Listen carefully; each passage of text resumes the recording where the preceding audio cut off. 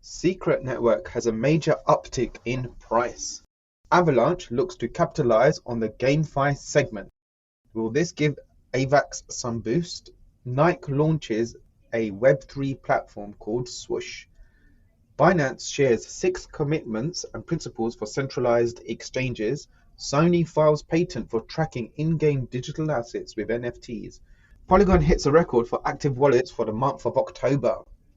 Hello, everybody, and welcome to the Assets of Value podcast. Today, on November the 16th, and every day, we connect to give an industry insider's perspective on crypto, Web3, and NFT topics.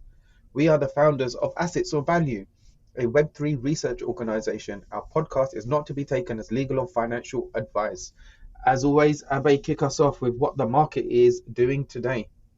The market is doing the market things right now because we are seeing a big pump from all these football related tokens. As we mentioned yesterday, some tokens are 15% to 30%, and especially Secret Network, one of the favorite projects of the crypto cosmos community, it is up almost 3x from the fall.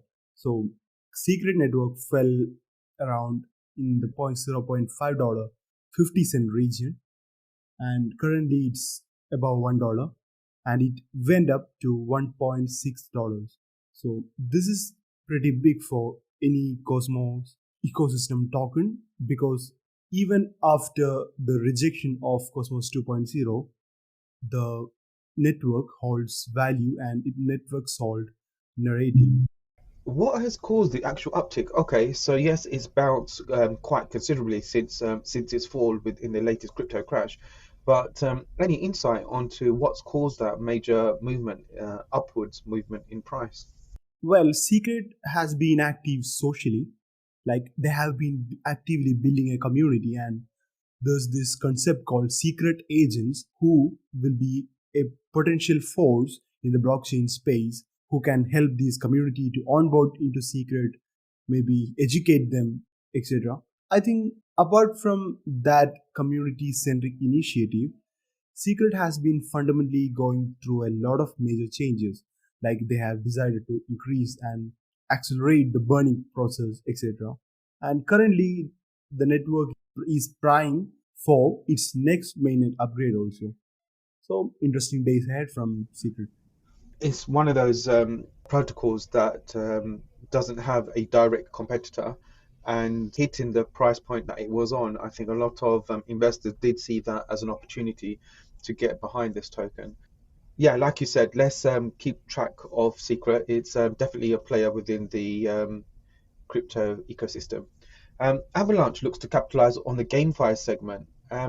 What's been cooking in the Avalanche ecosystem in terms of its involvement around GameFi? I think Avalanche really wanted to get into GameFi because we are seeing some problems with Solana and Immutable X. And Avalanche, they tried everything, They tried to be an ecosystem for dApps. They couldn't. They tried to bring a lot of scalability into the system, and they couldn't because nobody really launched on Avalanche. And finally, they tried to be really successful within the DeFi system, and still they were not able to succeed in the because their cream, their best of the best projects, literally failed to get enough liquidity. So how can we count on them to be a success in GameFi? Yes, it's commendable that they have been trying, but is this another experiment that the Avalanche team is running? What kind of results that can we expect? I know that you've done a deep dive in GameFi recently. If it's not Avalanche, who are the biggest players? I think obviously Solana is one of the biggest players in the GameFi space, and we are seeing a lot of projects from Solana moving to Aptos. Although it might not occur as a big GameFi player, there's certainly interest from the NFT space related to Aptos. And the next competitor or contender for the title will be Immutable X. It's specifically designed for NFTs and gaming with absolutely zero fees and EVM support. I think if anybody from the Ethereum ecosystem, from the EVM supported chain ecosystem to be the leader of the GameFi, I think it should be immutable X. And yes, Avalanche has this high throughput, so it's nice to launch your game on Avalanche. Yeah, let's see. It seems, I mean, if it seems like they're trying and not giving up, which is very positive. But if we are moving towards an interconnected world of blockchains, then essentially it doesn't really matter which chain it launches on, as long as the chain is connected to that kind of core network. But it feels like we are some good few years away from that. It looks like Avalanche could be positioning itself around that segment. We'll wait and see. Moving on to Nike, they've recently launched a Web3 platform with the suffix of Swoosh. This is pretty bullish for the industry. Well, they are doing the right thing because I've read recently that some motor companies like Renault, they are being like trying to be on metaverse actively so that they can save around $300 million in advertisement and user experience by 2025.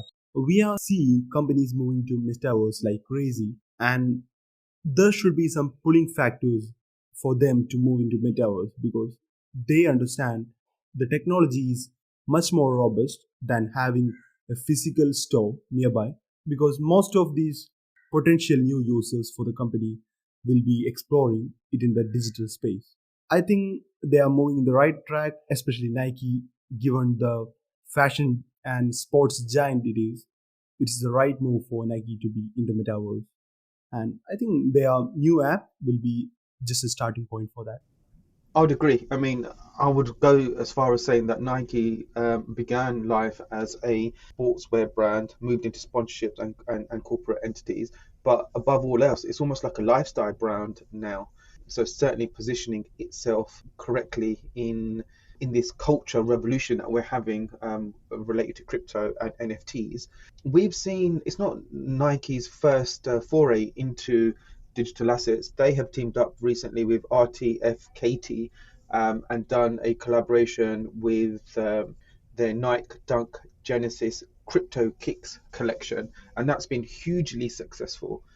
It makes sense with metaverse on the cusp of adoption, not quite mainstream yet, but in terms of metaverse and digital assets, clothing, trainers, and digital collectibles, Nike is certainly positioning itself and trying to get ahead of the game.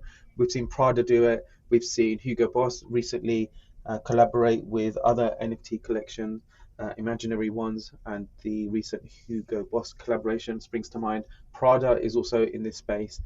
It's a growing space that they definitely want to be getting a foothold into. It's positive to see that they are investing into the infrastructure and creating a marketplace away from OpenSea, and then almost targeting their own and creating their own user base around there. Super positive and super bullish on this one. With the recent fiasco around centralized exchanges, decentralized changes have had a lot of traction. We've seen Trust Wallet price boost up recently.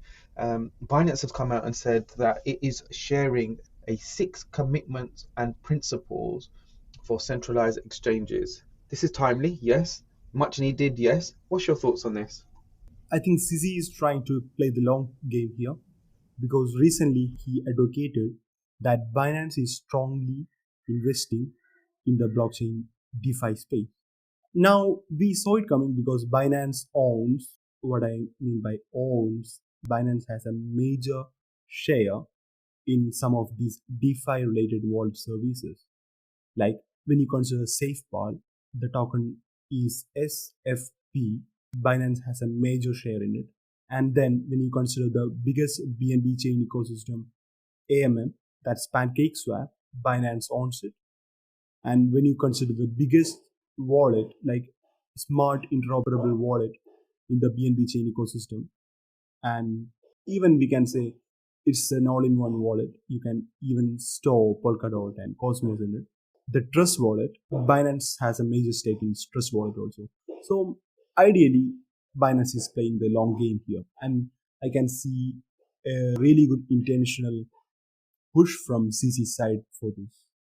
I'd agree, and I'm all for transparency. Anything that gives users confidence, regulators confidence, and if they are drawing up their own charter almost, it does mean that we within the crypto space are taking control of our own destiny rather than complying to somebody else's rules. I like to see this collaboration, and I like to see this front foot forward step that Binance is taking. It's super good news amongst the chaos that we've been experiencing recently.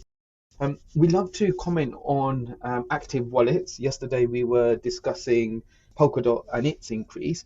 So Polygon chain has hit a record in active wallets. We're big fans of Polygon, but in terms of its active users, where would you say we are in this space, and how significant is that in terms of active wallets for the Polygon chain?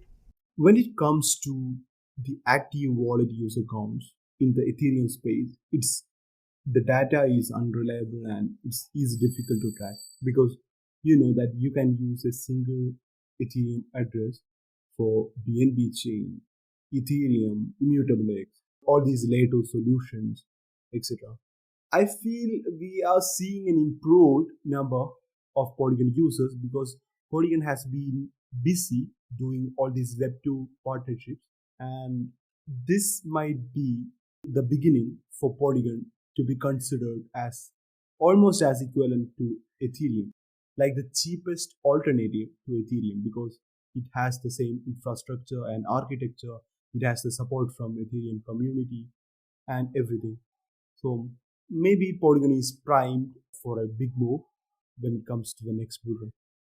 I'd have to agree. I mean, with Ethereum's total value locked in to be the biggest in terms of an ecosystem perspective, and Polygon being the biggest layer two chain, it is primed to take center stage in its layer two offerings. And with the latest news of crypto tokens moving off exchanges, it would coincide with the active wallets and a spike in that.